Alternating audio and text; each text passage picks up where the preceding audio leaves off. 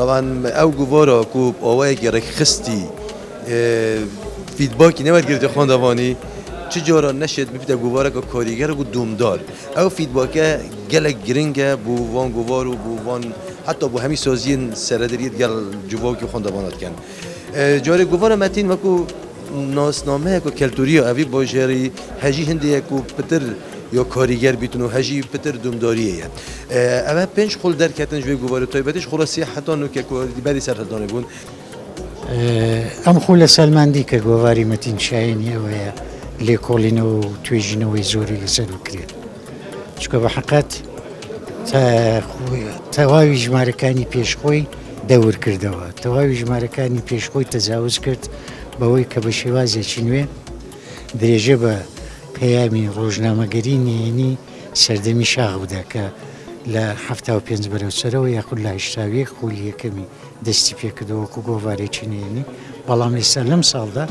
سلماندی که گواری چی چون سرتا شور جیری بو با پیوی شور جیرو با ادبیات شور جیر هاتو تو پیش استاش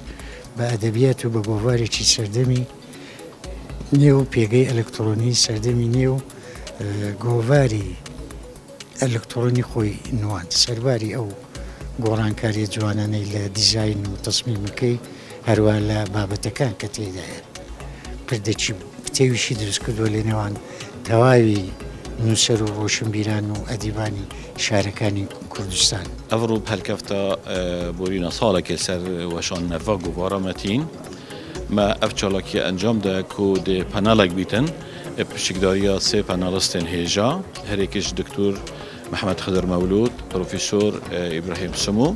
ادقال مامستا اسمت خابور ادوی پنالی داده هلسنگادن و گوارا متین دیوان و خولانی دا هتکرن و هر یک ده را بچونت خوب بیجیتن و هم ده بسنگه کی فره ورگرین هر دیسان دوی چارچوبه چالاکی دا ما بیبلیوگرافیا هر 12 جمارین کو مدر خسینیان کود خولا پنجه دا یا گوارا متین وکو دوکیومنت کرن و هاریکاری بو وکولر او قطابیین کو پی تی وی به بابت هیا شبکه زور صانعی دشین گهنه بابتین گرینگ اوید کت ناف اوی گواری ده هاتی نبالا کرد.